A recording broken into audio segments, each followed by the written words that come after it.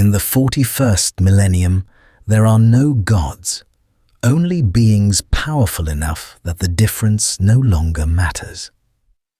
The God Emperor of mankind sits entombed upon his golden throne, a corpse sustained by faith and 10,000 screaming souls sacrificed daily to keep his psychic lighthouse burning. But what happens when something from beyond the veil arrives not to worship, but to understand?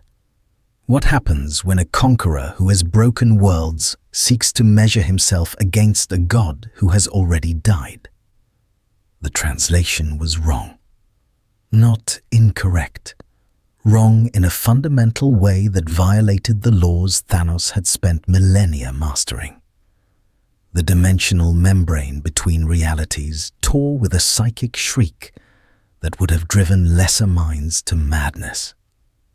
He emerged in the void between stars, his purple skin exposed to hard vacuum that should have killed any organic being instantly.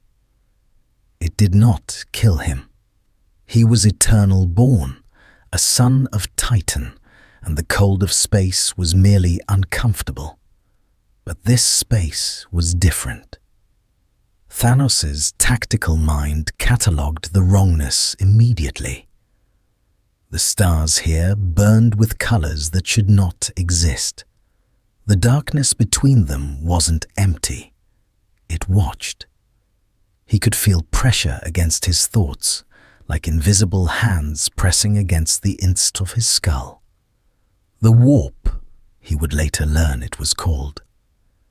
Here, in this benighted reality, thought and matter were not cleanly separated. Emotions had weight. Faith had teeth. His entry had not gone unnoticed. The Adeptus Mechanicus listening station orbiting the dead world of Morpheus 7 registered the impossible. A biological signature appearing in hard vacuum without any corresponding warp translation or ship signature. Margot's Explorator Hexen 7 stared at the data stream with 17 augmetic eyes, his organic brain struggling to reconcile the readings with the Omnissiah's sacred laws of physics. Impossible, Hexen 7 intoned through his vox grill, the binaric count of his kind clicking beneath the Gothic. Atmospheric composition indicates Terran-compatible biology. Mass suggests humanoid structure, but there is no vessel, no warp signature, no... The biological signature moved. It moved with purpose, orienting itself toward the listening station with predatory precision. Hexen 7 felt something he had not experienced since his flesh-weak youth. Fear. "Alert Imperial Navy Battle Group Cadian Thunder," he commanded. "Unknown Xenos detected. Threat assessment. Catastrophic." Thanos did not need to breathe, but he preferred to. It was a psychological anchor, a reminder that despite his power, he remained connected to the mortal experience that gave his philosophy meaning. But there was no atmosphere here, and his destination was clear. The artificial construct ahead, bristling with primitive detection equipment, and what he recognized as energy weapons of laughable inefficiency. He could have destroyed it. A thought, a gesture, and the station would have been debris. Instead, he let them see him, let them react, let them bring their weapons and their warriors. If this Emperor was truly the power the dimensional echoes suggested, then his servants would be formidable. Thanos would measure them first. The station's weapon batteries opened fire. Las cannons designed to puncture void ship armor lanced through space at light speed. Each shot carried enough energy to vaporize a battle tank. Thanos raised one hand, and his personal shield, technology scavenged from 100 conquered civilizations, flared to life. The energy washed over him harmlessly, redirected into higher dimensional spaces where it would dissipate as cosmic background radiation. He accelerated toward the station, his movement impossibly graceful for something so massive. The Mechanicus defenders fired everything: plasma, missiles, even experimental weapons that tore at reality itself. Nothing touched him. When Thanos' fist struck the station's hull, the adamantium plating crumpled like parchment. He tore through bulkheads designed to withstand meteor strikes, moving through the station's interior with calm deliberacy. Servitors, lobotomized humans grafted to weapons systems, opened fire in the corridors. He walked through the last fire, his skin absorbing impacts that would have slain space marines. Magos Hexen 7 confronted him in the central processing cathedral, backed by a dozen Skitarii rangers, their galvanic rifles crackling with lethal charge. "Identify yourself, Xenos," the Magos demanded, his voice a tinny rasp of fear and outrage. "By what blasphemous technology do you violate the void?" Thanos stopped, not because the weapons concerned him, but because this was a moment for communication. He had come to learn, not simply destroy. "I am Thanos of Titan," he said, his voice resonating with harmonic depth that human vocal cords should not produce. "I seek the one you call Emperor. I will speak with him." The Skitarii opened fire immediately, galvanic rounds, designed to fry nervous systems and overload cybernetics, sparked uselessly against Thanos' chest. He did not flinch. "Your god." "Emperor," Thanos continued, as though the attack had not occurred. "He has ruled for 10,000 years, sustained by means I wish to understand. I have conquered galaxies. I have brought balance to countless worlds through will and strength alone. But this Emperor, he has achieved something different, something that may be worthy of study." Hexen 7's augmetic brain processed the statement, cross-referencing it against every Xenos threat classification in the Mechanicus archives. Nothing matched.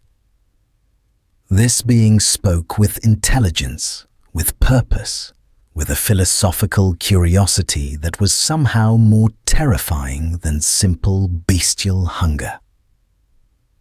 "The Emperor protects," Hexen 7 intoned, his last organic hand moving to trigger the station's self-destruct mechanism. "But you will never reach holy terror, Xenos. Die knowing you are unworthy to even speak his name." Thanos moved faster than human optics could track. His hand closed around the Magos' wrist before the button could be pressed. He squeezed gently, just enough to crumple the mechanical components without pulping the organic tissue beneath. "I am going to Terra," Thanos said, his voice gentle, almost kind. "You will help me, or your organization will send others. Eventually, someone will realize that I am not a threat to be destroyed, but a question to be answered. I suggest you be the one who realizes this first." In the cold light of the processing cathedral, surrounded by broken defenders and humming machinery, the mad Titan waited for the Mechanicus to make the only logical choice.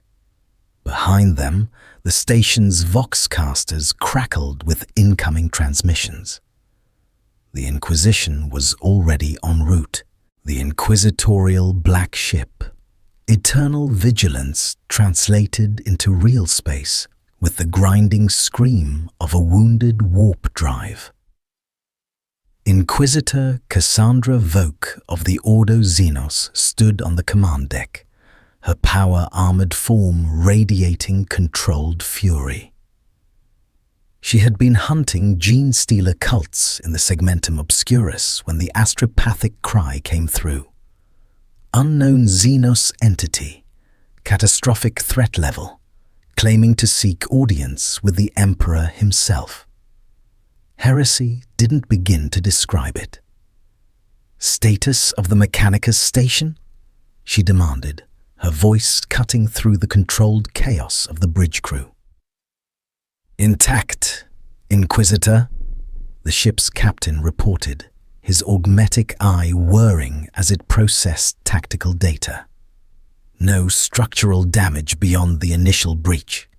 The Xenos has ceased hostilities. Magos Hexen 7 reports the entity is cooperative.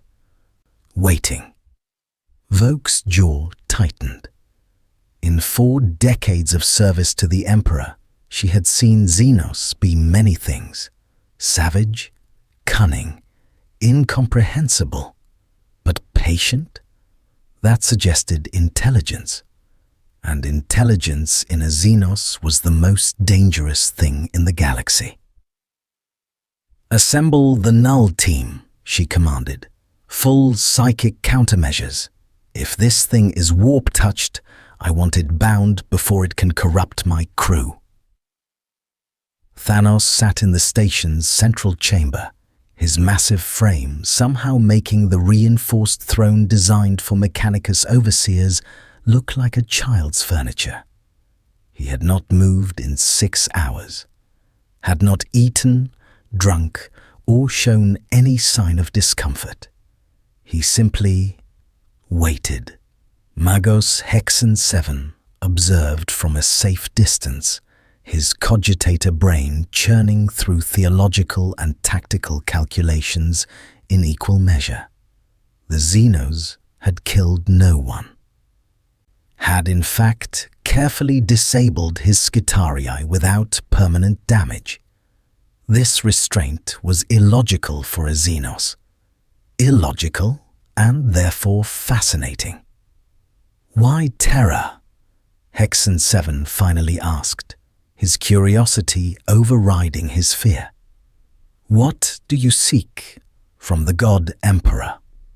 Thanos' eyes, so deeply intelligent they seemed to contain entire civilizations, fixed on the Magos.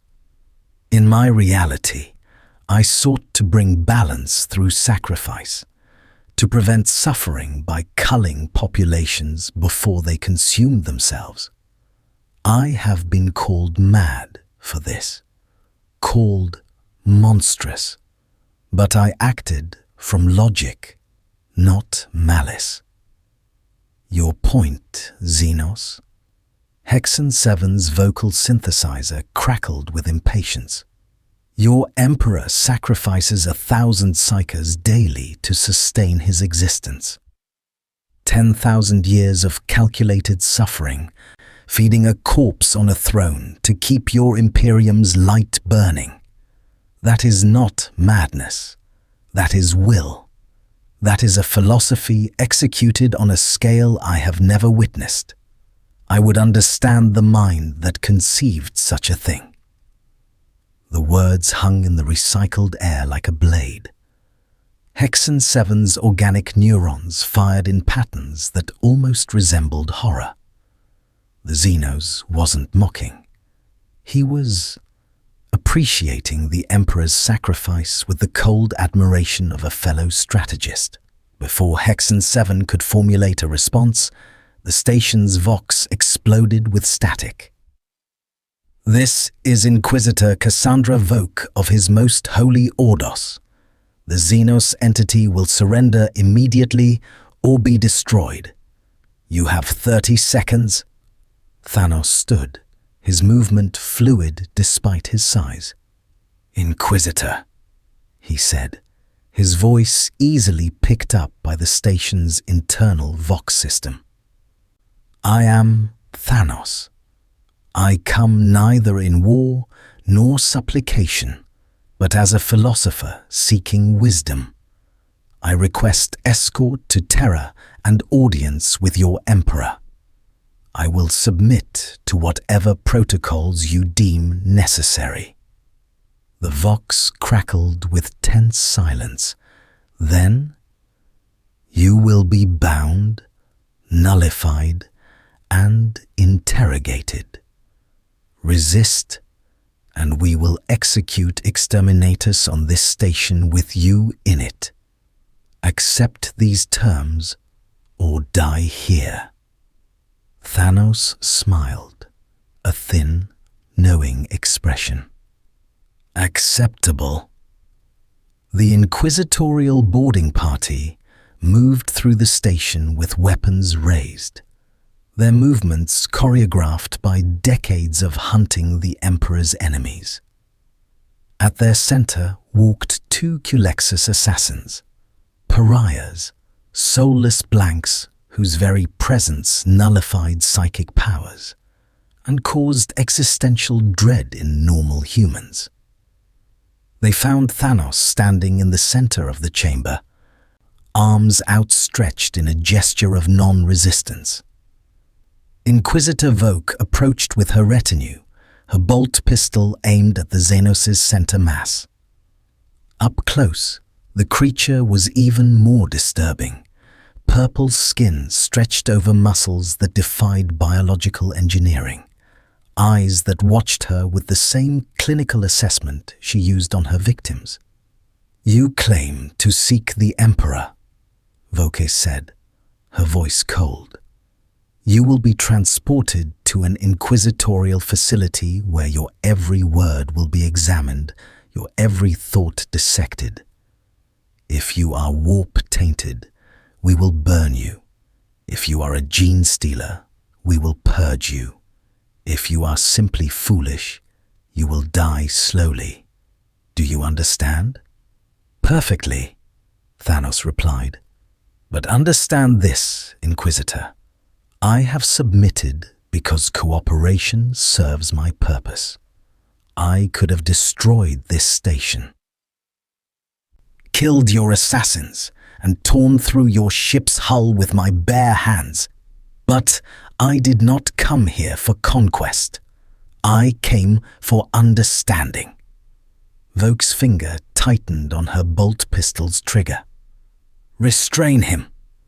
The null collar snapped around Thanos' neck, a ring of blackstone and psi-suppressing technology designed to neutralize even the most powerful psychers. Thanos felt its pressure, a strange, deadening sensation that tried to smother something within him. But he was not a psyker. His power came from biology, from technology, from will. The collar was merely uncomfortable. Heavy manacles forged from blessed adamantium locked around his wrists. Thanos did not resist. He had played this game before. Submission to gather intelligence, patience to await opportunity. As they led him toward the black ship, Inquisitor Voke felt a creeping unease. She had captured gene stealers, bound demons, executed heretic. But this creature? It watched her with the calm certainty of something that had already calculated 17 ways to escape, and chose not to. The eternal vigilance swallowed them all into its belly, and the journey toward the Inquisitorial fortress began. In his cell, surrounded by null fields and prayer wards, Thanos sat in darkness and smiled.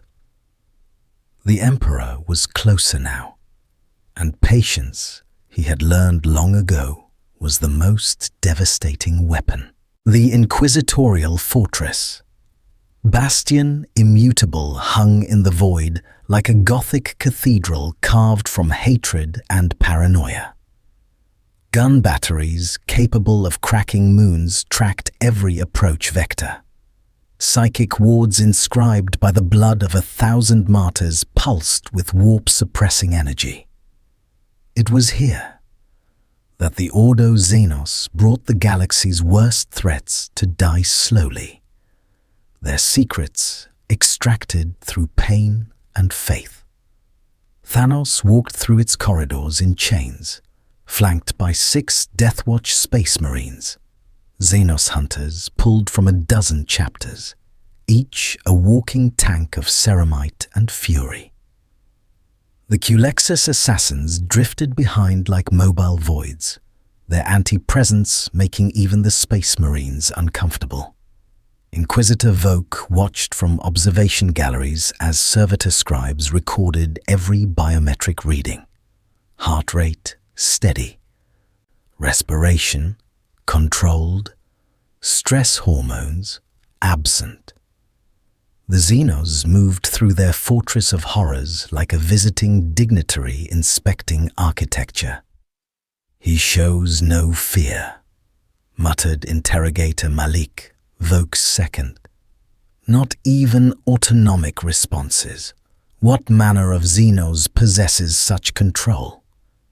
"One that knows something we don't," Voke replied grimly. "Begin the interrogation. Full neural mapping. I want to know what this creature truly wants." The interrogation chamber was a cathedral of suffering. Neural probes, psi scanners, and instruments whose purposes were known only to the Inquisition's most sadistic architects filled the space. At its center sat a throne of pain, the confessor's chair, where the most resistant subjects were broken. Thanos was secured to it with chains that had held greater demons. The restraints locked into place with satisfying finality, and still his expression remained neutral, almost curious.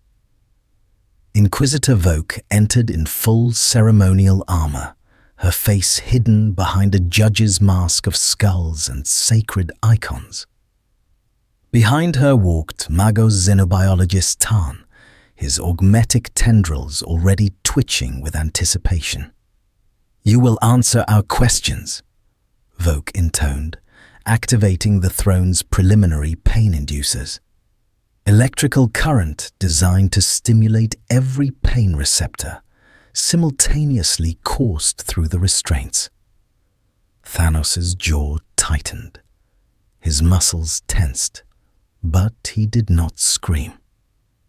"Impressive tolerance," Magos Tarn noted, his mechadendrites taking tissue samples from Thanos's exposed arm.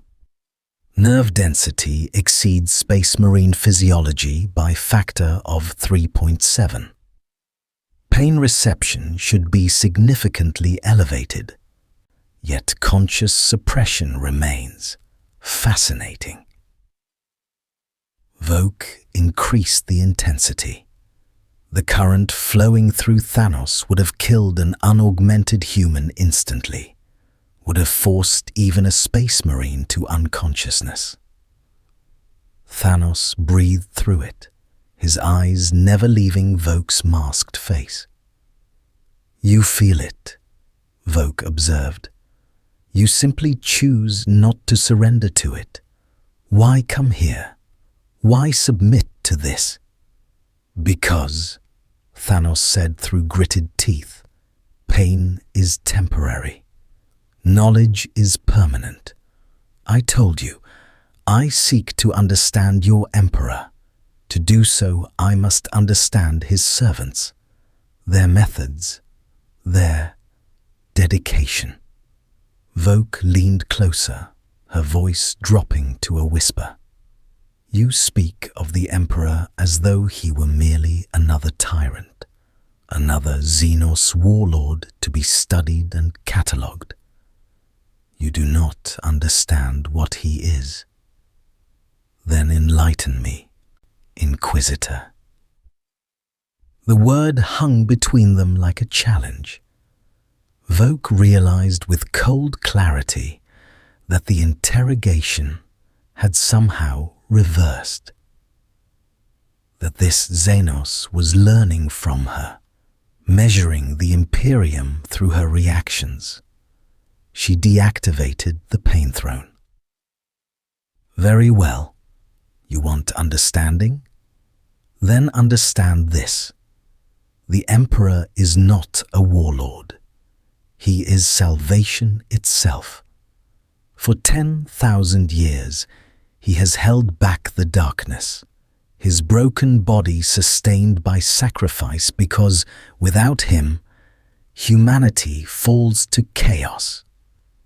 Every psyker fed to the Golden Throne is a price we pay gladly, because the alternative is extinction.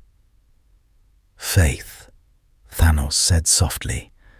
You believe this absolutely. I know it absolutely.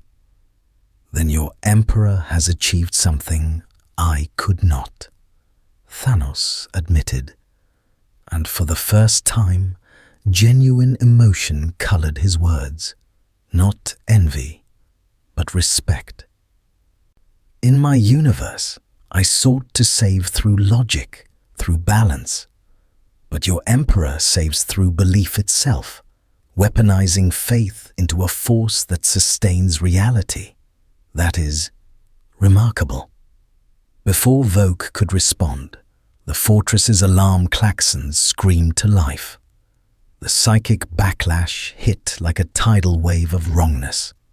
Astropaths throughout the fortress clutched their heads and shrieked in unison. The Geller fields, technology that kept reality stable, flickered and groaned under impossible pressure. War breach! Someone screamed over the Vox. Multiple breaches! Demon incursion on decks 7 through 12! Magos Tan's augmetic eyes widened in horror. Impossible! The wards are failing. Voke finished, her bolt pistol already in hand. She turned to Thanos, her voice cutting through the chaos. What have you done?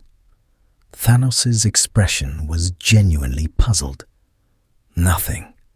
I possess no warp-based abilities, but I suspect my presence here has attracted attention. Your Imperium responds to significant events, does it not?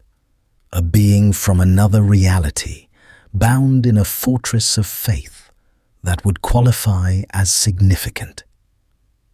The chamber's walls began to weep blood. Reality was tearing. Through the widening cracks in space-time, things that should not exist began to crawl through. Lesser demons, bloodletters of Khorne, drawn by the scent of a powerful soul constrained, rendered vulnerable. They materialized with screams that were equal parts joy and hunger. The Deathwatch Space Marines opened fire immediately, bolters roaring in the confined space. Blessed rounds tore through demonic flesh, but for every daemon that fell, 2 more pushed through the breaches. Inquisitor Voke made a decision that would define the rest of her life. She turned to Thanos, her voice steady despite the hell erupting around them.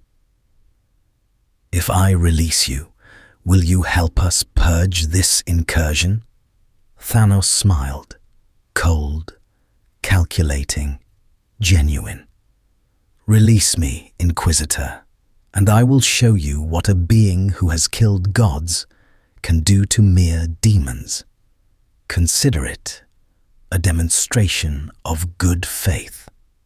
Voke's hand hovered over the restraint controls. Every instinct screamed that freeing this Xenos was heresy of the highest order. But through the blood-weeping walls, more demons were coming, and something in the mad Titan's eyes promised absolute violence. She pressed the release mechanism. The chains fell away, and Thanos of Titan stood free in a fortress besieged by hell itself. The Bloodletters surged through the interrogation chamber with mindless fury, their brass blades trailing ethereal fire. Each demon was a distillation of murder given form, creatures that had torn through Space Marine strike teams and left only corpses in their wake. Thanos moved. His speed defied his massive frame. One purple fist caught a bloodletter mid-leap, and the demon's skull crumpled like wet parchment. Another demon swung its hellblade in a strike that had decapitated Terminators. Thanos caught the blade with his bare hand, his skin sizzling where the warp-forged metal touched flesh. He didn't flinch. Instead, he pulled, yanking the demon off balance and driving his other hand through its chest. The creature dissipated with a shriek, banished back to the warp. "Remarkable," Thanos murmured, examining his burned palm with clinical interest. These entities exist partially outside physical reality. Conventional matter interaction is limited, but directed force applied to their manifestation anchor points causes catastrophic cohesion failure. "Stop analyzing and keep killing," Voke roared, her bolt pistol barking as she and her Deathwatch escort formed a defensive line. 3 more bloodletters crashed through the wall, and Thanos was already there. His movements were economical, brutal, each strike calculated to maximize structural damage to the demon's physical forms. He fought like something that had studied warfare for millennia and distilled it to its purest efficiency. A bloodletter's blade finally found purchase, carving a deep gash across Thanos' shoulder. Purple blood welled from the wound, steaming where it hit the floor. The mad Titan glanced at it with mild annoyance. "I can be harmed here," he noted. "Their weapons exist in multiple dimensional states simultaneously. Interesting. I'll need to adjust my combat algorithms." "Can you close the breaches?" Voke demanded, firing blessed rounds into a demon that had gotten too close. Thanos' eyes swept the room, analyzing the tears in reality with the same focus he had once used to conquer star systems. "No. I lack the metaphysical framework your technology employs, but I can buy time for your specialists to—" A voice cut through the Vox system, honeyed and obscene, speaking in a frequency that made mortal ears bleed. "Thanos of Titan, the ruinous powers have heard your name whispered across the veil. You seek the Corpse Emperor's secrets? We offer alternatives." The largest warp breach exploded outward, and through it stepped something far worse than bloodletters. The demon prince towered 9 feet tall, its form a blasphemous fusion of Tzeentch's ever-changing flesh and Khorne's brass rage. Warp fire wreathed its wings as it folded them with languid grace. "I am Zarathor the Enlightened," the daemon purred, its voice somehow both masculine and feminine, young and ancient. "And I bring an offer from powers far greater than your dying god."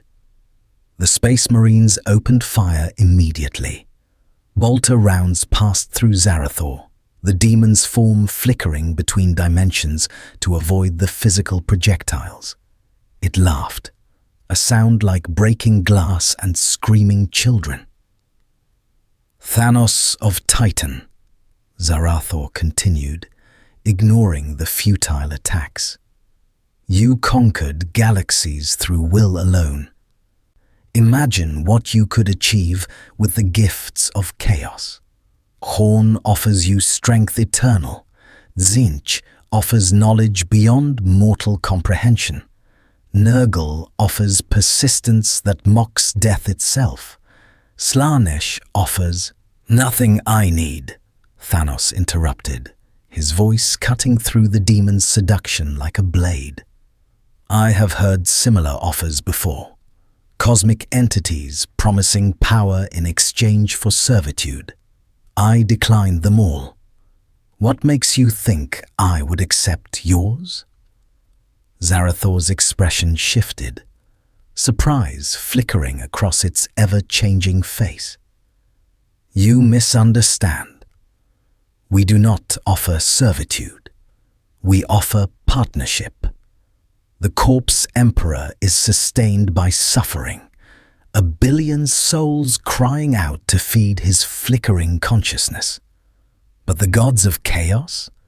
They offer power without such inefficiency.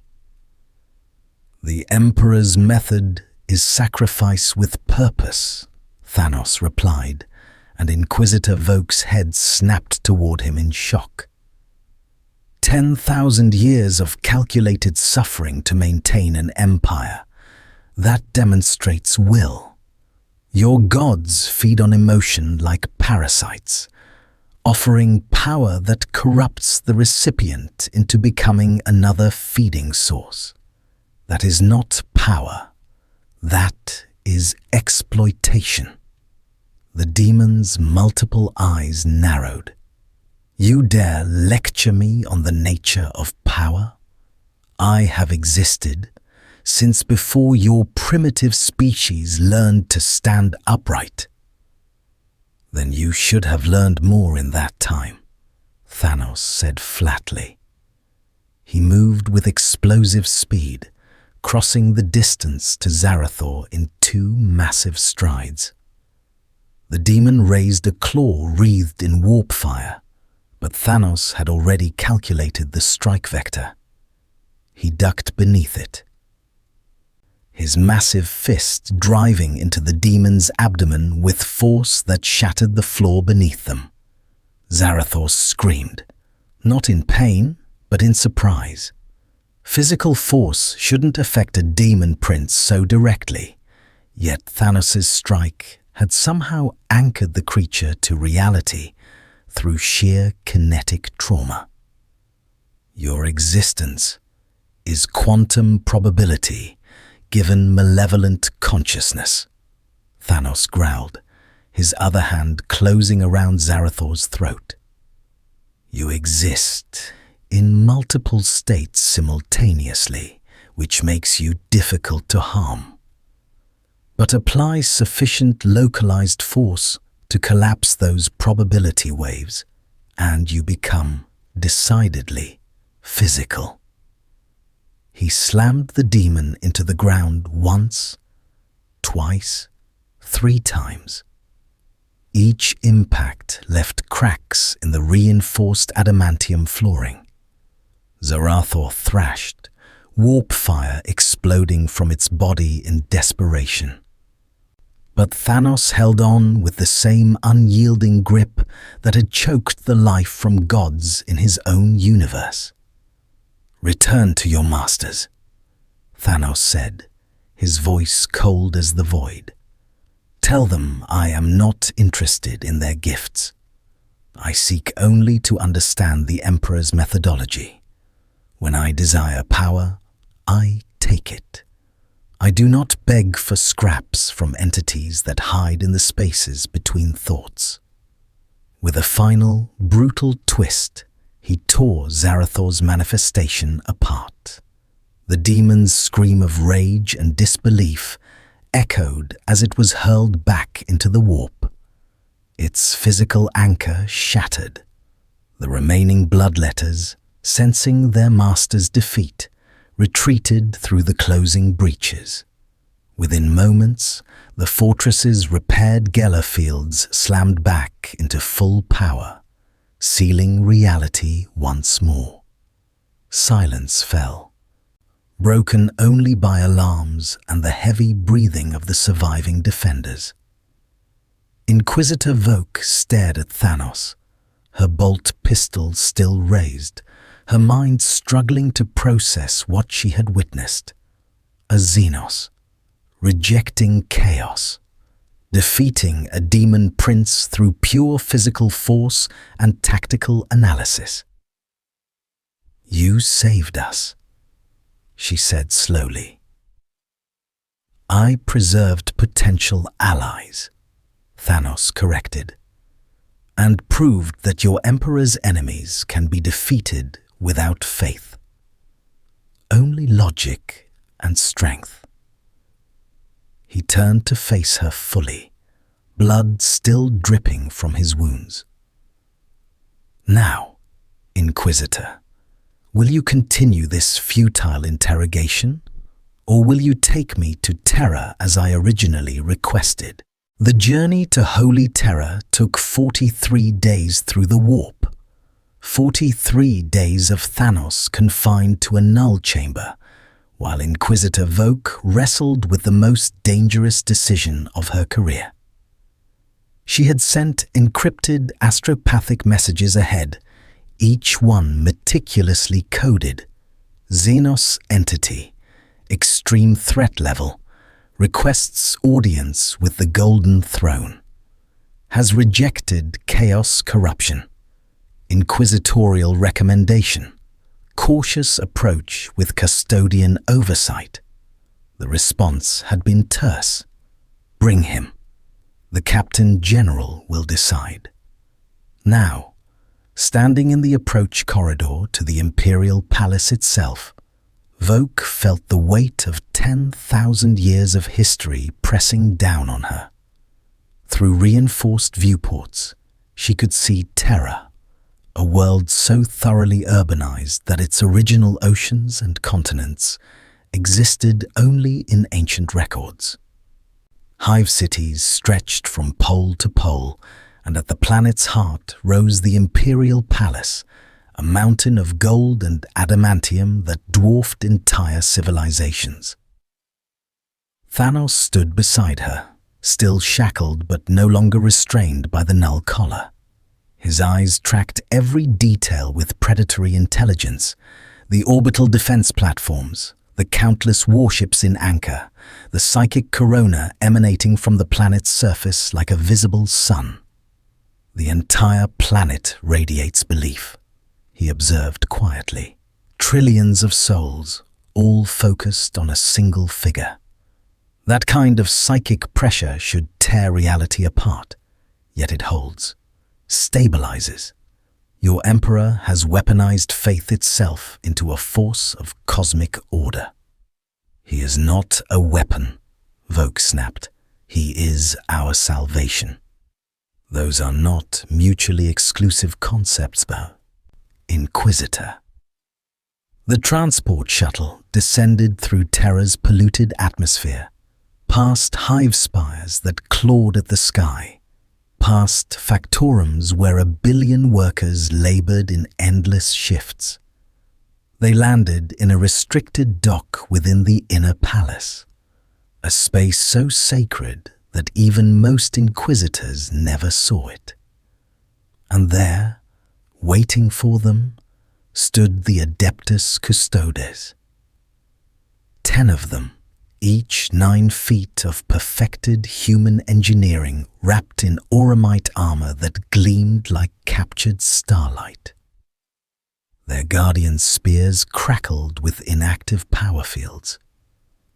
At their center stood Captain General Trajan Valoris himself, the leader of the 10,000, his armor ancient beyond reckoning, and his eyes holding the accumulated wisdom of centuries.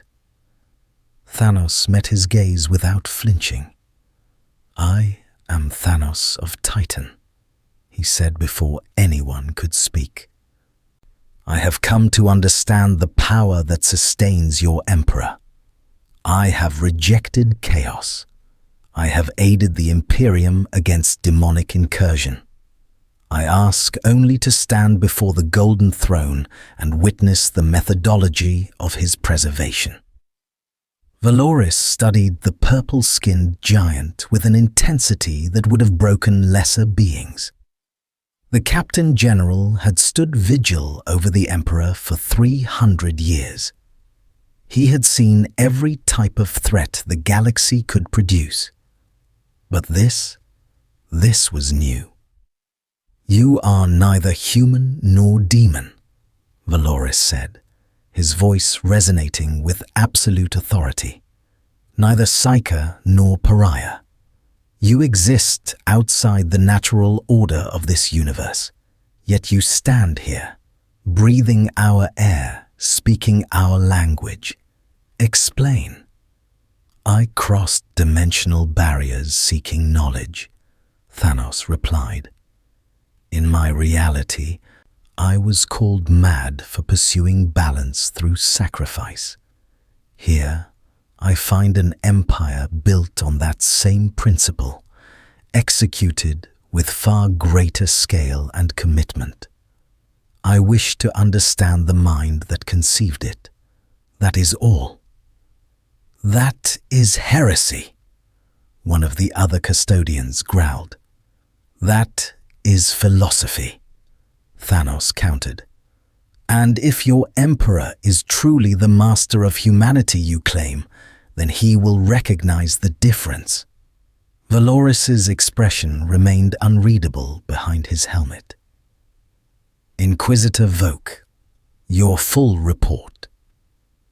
Voke stepped forward, her voice steady despite her terror at addressing the Captain General directly.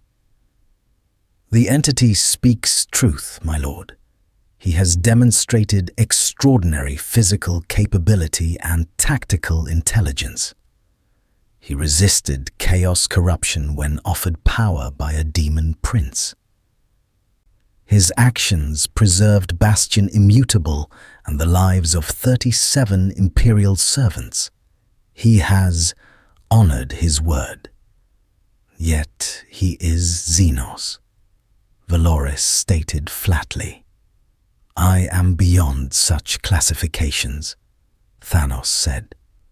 "I am neither your enemy nor your subject. I am simply a being seeking to understand another being of comparable vision." The silence stretched like a blade. Finally, Valoris turned toward the massive sealed doors that led deeper into the palace. "You will be accompanied by 6 custodians at all times. Any hostile action will result in immediate termination. Any attempt to access restricted areas will result in immediate termination. Any deviation from the prescribed path will result in immediate termination. Is this understood?" "Perfectly," Thanos said. "Then follow." They descended through layers of security that would have stopped armies. Gene-locked blast doors 3 feet thick. Psychic wards inscribed by the Emperor himself in the days before his internment. Auto-targeting systems that tracked Thanos' every movement with weapons that could crack open battle tanks. And with each level, Thanos felt the pressure increasing. Not physical pressure, something deeper. The weight of 10,000 years of concentrated belief, all focused on a single point somewhere ahead. It was like approaching a psychic singularity, a place where faith had achieved sufficient density to warp reality itself. "You feel it?" Valoris observed, watching Thanos carefully. "I do," Thanos admitted. "It's magnificent and terrible. So much suffering channeled into one purpose. So much death transformed into a kind of immortality. This is what I sought to understand." They passed through the final door, and Thanos of Titan stood in the Sanctum Imperialis. The golden throne dominated the chamber like a mountain of sorrow and gold. Upon it sat the Emperor of mankind, or what remained of him, a corpse, preserved by technologies that predated the Imperium itself, his psychic presence so overwhelming that even Thanos, who had never possessed a single psychic ability, could feel it pressing against his mind. Around the throne, the machinery of his preservation hummed its eternal dirge. Tubes and cables fed into his withered frame. And somewhere, in distant chambers Thanos could not see, 1,000 psychers screamed as they were fed into the apparatus, their souls consumed to fuel the divine lighthouse. Thanos stepped forward, his eyes fixed on the Emperor's skeletal face. And then, impossibly, he felt something shift in the psychic pressure. A vast consciousness, ancient and terrible and unimaginably weary, focused its attention on him. The Emperor himself had noticed the visitor from beyond the veil. The psychic weight that crashed down on Thanos was unlike anything he had experienced. Not an attack, an acknowledgement. The Emperor's consciousness, vast beyond mortal comprehension, pressed against his mind like an ocean testing the hull of a ship. Thanos felt his thoughts examined, his memories sifted through with surgical precision. In his own universe, he had resisted the mental intrusions of beings who claimed godhood. Here, he felt genuinely tested, but he did not break. Thanos anchored himself with the same iron will that had allowed him to execute his own philosophy against a universe that called him mad. His mind was a fortress built from millennia of discipline, and though the Emperor's presence battered against it with the force of 1 billion souls screaming in unison, Thanos held firm. And then, something remarkable happened. The pressure eased, not retreated, adjusted. As though the Emperor had recognized that brute psychic force would not crack this particular mind and shifted to a different approach. Images flooded Thanos' consciousness, not stolen, but offered. He saw terror before the Imperium, a world of scattered nations, tribal warfare, and primitive nuclear fire. He saw a being of impossible power walking among humans, guiding them, shaping them, preparing them for a future among the stars. He saw the Great Crusade, humanity exploding across the galaxy in a wave of conquest and reunification, led by genetically perfected sons who called the Emperor Father. He saw the betrayal. Horus, the most beloved son, corrupted by the very powers Thanos had rejected. Half the Emperor's sons turning against him, plunging the Imperium into civil war. He saw the final confrontation aboard the Vengeful Spirit, where the Emperor faced his most beloved son and made the choice that would define 10,000 years, to destroy Horus utterly, and in doing so, suffer wounds so catastrophic that only the Golden Throne could preserve his failing body. And finally, Thanos saw the terrible mathematics of the Emperor's continued existence. 1,000 psychers per day, every day, for 10 millennia. 365 million souls consumed to keep one consciousness burning. Also the Astronomicon, the psychic lighthouse that made interstellar travel possible, could continue to shine. Without it, the Imperium would fragment. Humanity would fall to chaos, to Xenos, to extinction itself.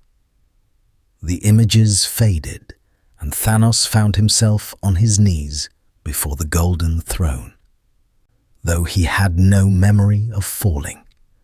His face was wet, not with tears of sorrow, but with the involuntary physical response to witnessing something of such magnitude. You, Thanos' voice was hoarse. You chose this, not out of pride or hunger for power. You chose 10,000 years of torture to preserve your species. The psychic presence pressed against his mind again, and this time Thanos understood it wasn't communication in any conventional sense. The Emperor was too far gone for speech.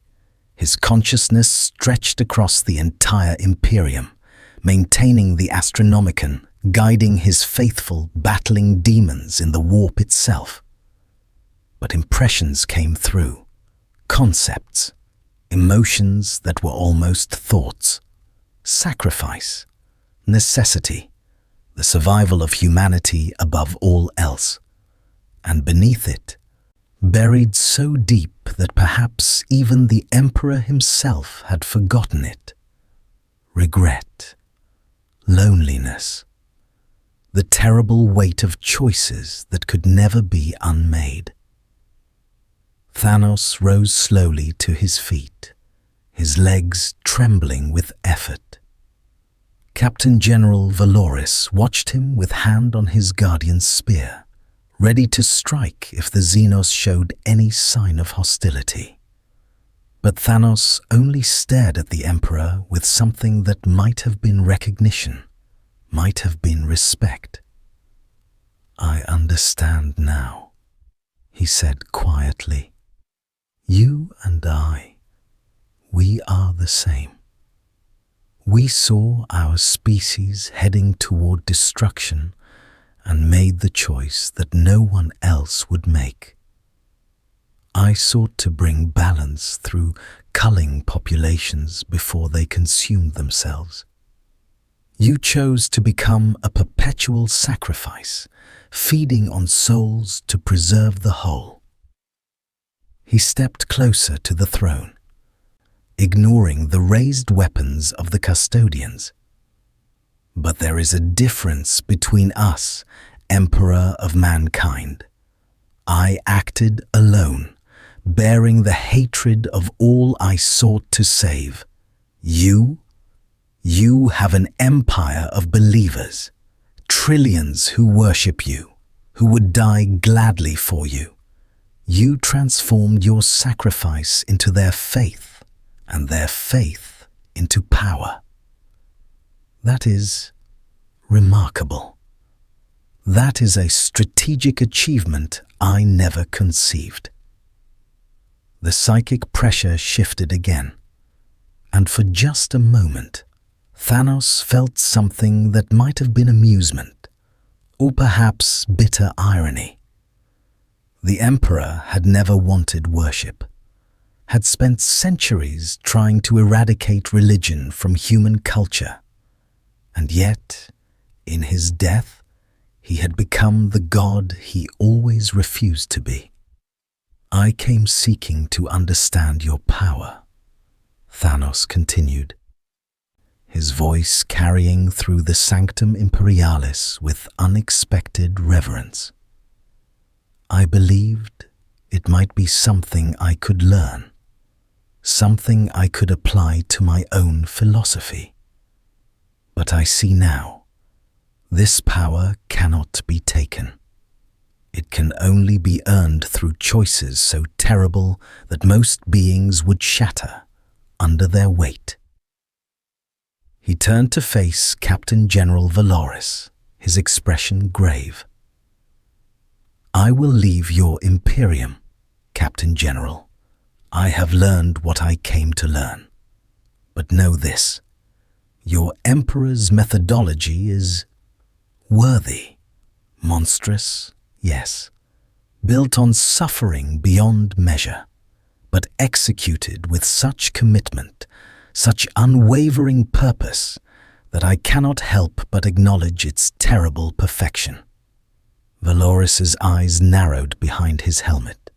"You think we will simply allow you to leave? You have seen the Sanctum Imperialis. You have stood before the golden throne itself.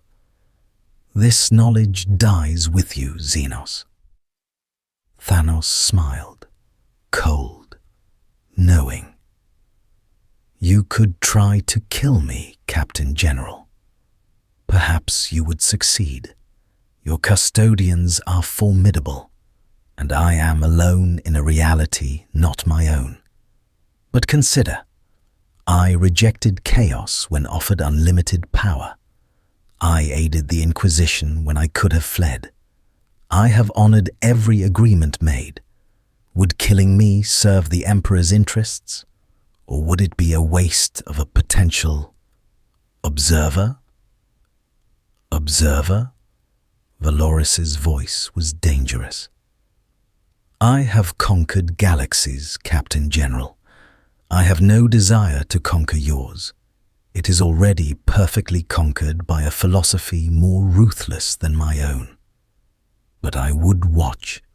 I would learn. And perhaps when the darkness presses too close, when even your faith falters, you may find value in a being who understands the weight of terrible choices." The silence stretched for an eternity. Then, incredibly, the psychic presence of the Emperor shifted one final time. And though no words were spoken, every being in the sanctum understood the message. Let him go. He is not an enemy. Not today. Captain General Valoris's hand slowly left his weapon. "You will be escorted to the edge of the segmentum solar. If you return to Imperial space without explicit permission, you will be destroyed. Is this understood?" "Perfectly," Thanos said. As the custodians led him back through the layers of security, back toward the surface of Terra, Thanos cast one final glance at the golden throne, at the corpse god who had ruled for 10,000 years through sheer force of will and calculated suffering. In that moment, the mad Titan felt something he had not experienced in millennia: humility. He had come seeking to understand power. Instead, he had discovered something far more profound: the terrible beauty of sacrifice taken to its ultimate extreme. 3 months after Thanos of Titan departed Imperial space, Inquisitor Cassandra Voke stood in her private sanctum aboard the Eternal Vigilance, staring at a data slate she should have destroyed. On it, recorded in forbidden detail, were biometric readings from the Xenos' time in their custody, heart rate patterns, cellular structure analysis, neural activity during the psychic communion with the Emperor. What disturbed her most was the final notation, added by Magos xenobiologist Tarn, before she had executed him for knowing too much. Subject demonstrated physiological stress response only once, during psychic contact with the Golden Throne. Analysis suggests emotional recognition, not fear. Conclusion: the Xenos understood something about the Emperor that perhaps even we have forgotten. Voke had spent her entire life serving the Imperium without question, accepting that the Emperor's sacrifice was necessary, that faith required no understanding beyond obedience. But Thanos had looked upon the Golden Throne with the eyes of an outsider and seen not divinity, but methodology. Strategy executed on a scale so vast it had become indistinguishable from godhood. The Xenos had called it worthy, had acknowledged the terrible perfection of 10,000 years of calculated suffering, and in doing so had forced Voke to confront an uncomfortable truth. The The Emperor's power came not from divine right, but from a choice so ruthless that it made even a self-proclaimed mad titan pause in recognition. She deleted the data slate, purging it with a thought command that would leave no trace. Some knowledge was too dangerous even for the Inquisition. Far beyond the segmentum solar, on the edge of known space, Thanos stood alone on a barren moon, watching the distant light of the Astronomicon pulse across the void. That psychic lighthouse, powered by 1,000 screaming souls each day, guiding humanity through the darkness. He had conquered galaxies seeking to impose balance through sacrifice. He had been called monster, tyrant, mad. But here, in the 41st millennium, he had found a being who had taken that same philosophy and transformed it into something approaching transcendence. The Emperor had not merely sacrificed others, he had sacrificed himself, continuously, eternally, becoming both executioner and victim in a calculus of suffering that kept an entire species alive. Thanos smiled into the darkness. He had learned what he came to learn, and the knowledge changed everything. The Emperor protects. More stories await. If you enjoyed the ride through the Grimdark, feel free to subscribe to this channel, like the video, and turn on notifications. You'll get an alert every day at 6 p.m. EST when new stories drop. Your support helps keep these tales alive in a universe where hope is in short supply.